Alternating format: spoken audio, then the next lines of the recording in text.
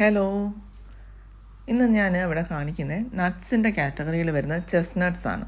നമ്മൾ അങ്ങനെ അങ്ങ് കോമൺ ആയിട്ട് യൂസ് ചെയ്യുന്നില്ല എന്നാണ് ഞാൻ വിചാരിക്കുന്നത്. ഞാനിത് കഴിഞ്ഞ ദിവസം വാങ്ങിച്ചു. അപ്പോൾ ഇത് നമുക്ക് പച്ചയ്ക്ക് കഴിക്കാനും ഇതിൻ്റെ ഈ ഔട്ടർ ലെയർ റിമൂവ് ചെയ്താൽ പച്ചയ്ക്ക് കഴിക്കാനും ഒക്കെ ടേസ്റ്റാണ്. ഒരു ബ്ലാൻഡ് ടേസ്റ്റാണ്, കുഴപ്പമൊന്നുമില്ല. ബട്ട് ഏറ്റവും ബുദ്ധിമുട്ട് അതിൻ്റെ ഔട്ടർ ലെയർ റിമൂവ് ചെയ്യാനാണ്. സോ ഞാൻ ഇതൊന്ന് റോസ്റ്റ് ചെയ്തെടുക്കാമെന്ന് വിചാരിക്കുക.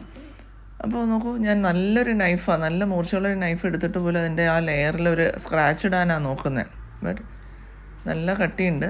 അപ്പോൾ അതുകൊണ്ട് തന്നെ ഇത് പച്ചയ്ക്ക് റിമൂവ് ചെയ്യാൻ ബുദ്ധിമുട്ടുമാണ്. അപ്പോൾ റോസ്റ്റ് ചെയ്യുന്നതിന് മുന്നേ ഇങ്ങനെ 1-2 കട്ട് ഇതിനകത്ത് ഇട്ട് കൊടുക്കുക. ഇട്ട് കൊടുത്തു കഴിഞ്ഞാൽ റോസ്റ്റ് ചെയ്ത് കഴിയുമ്പോൾ നമുക്ക് പെട്ടെന്ന് റിമൂവ് ചെയ്തെടുക്കാൻ പറ്റും. ഈ ലെയർ അങ്ങ് പെട്ടെന്ന് നമുക്ക് പൊളിച്ച് മാറ്റാൻ പറ്റും. അപ്പോൾ ഞാനിതിലെല്ലാത്തിലും ഒരു 250 ഗ്രാംസാണ് ഇവിടെ ഇരിക്കുന്നത്. അത്യാവശ്യം വലിയൊരു നട്ടാണ്.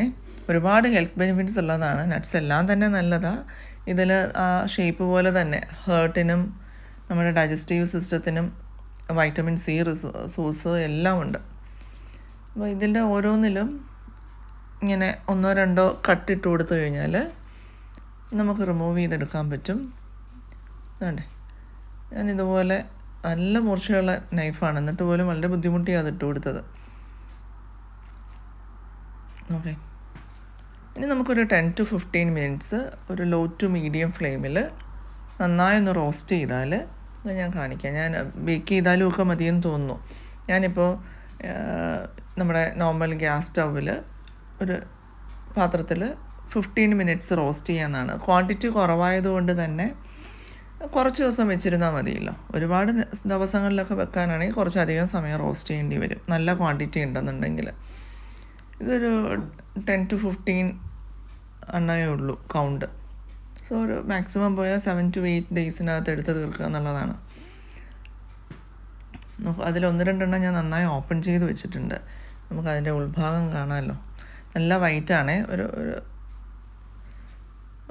വൈറ്റ് ഷെയ്ഡാണ് അതിനുള്ളത്. സ്റ്റാർട്ട് ചെയ്തപ്പോൾ ഇങ്ങനെയാണ്. ഒരു മീഡിയം ഫ്ലെയിമിലാണ് ഞാനിപ്പോൾ ഫ്ലെയിം സെറ്റ് ചെയ്തിരിക്കുന്നത്. ഒരു 7 മിനിറ്റ്സൊക്കെ കഴിയുമ്പോൾ നല്ലൊരു മണം വരാൻ തുടങ്ങും. അപ്പോൾ ഞാനിതൊന്ന് ക്ലോസ് ആയിട്ട് എടുത്തതാണ്. എൻ്റെ അകത്തെ കളറൊക്കെ ചെറുതായിട്ട് ചേഞ്ച് ചെയ്യാൻ തുടങ്ങി. അത് കാണിക്കാനാണ് ഇത് ഓപ്പൺ ചെയ്ത് വെച്ചത്. ഒരു 10 മിനിറ്റ്സ് കഴിഞ്ഞിട്ടുള്ള സ്ട്രക്ചറാണേ.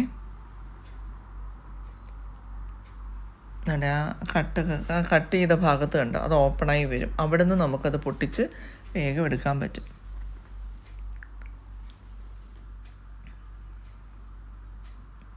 ഒരു 15 മിനിറ്റ്സ് വരെ ഞാൻ റോസ്റ്റ് ചെയ്തായിരുന്നു. 20-25 മിനിറ്റ്സ് വരെ ചെയ്താൽ നോ ഇഷ്യൂസ്, കുഴപ്പമില്ല. അപ്പോൾ ഫൈനലി ഇങ്ങനെയാണ് നമ്മുടെ പ്രൊഡക്റ്റ് കിട്ടിയിരിക്കുന്നത്. നിങ്ങൾക്ക് ആ കട്ടിൻ്റെ ആദ്യം ആ നൈഫ് കൊണ്ട് കട്ട് ചെയ്ത് എന്തിനാണെന്ന് ഇപ്പോൾ മനസ്സിലായിട്ടുണ്ടാവും. നമുക്കത് പെട്ടെന്ന് ഓപ്പൺ ചെയ്തെടുക്കാമേ.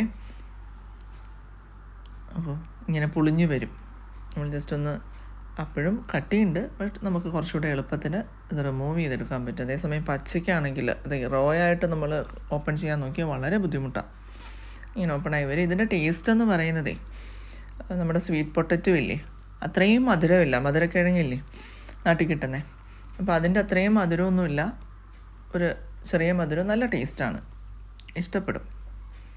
പച്ചയ്ക്ക് കഴിച്ചാൽ ആ ഒരു ടേസ്റ്റ് ഉണ്ടാവില്ല. നമ്മൾ റോസ്റ്റ് ചെയ്യാതെ കഴിച്ചാൽ ആ ഒരു ടേസ്റ്റ് കിട്ടില്ല. ബട്ട് ഇങ്ങനെ ചെയ്തിട്ട് എടുത്തു കഴിഞ്ഞാൽ നമ്മുടെ സ്വീറ്റ് പൊട്ടറ്റോയുടെ ഇതുണ്ടാവും. ഞാൻ 2-3 കഴിച്ചിട്ട് ബാക്കി ഒരു കുപ്പിയിലാക്കി, ഒരു ജാറിലാക്കി വെച്ചിട്ടുണ്ട്. അടുത്ത ദിവസങ്ങളിലേക്ക് എടുക്കാം. Okay, thank you.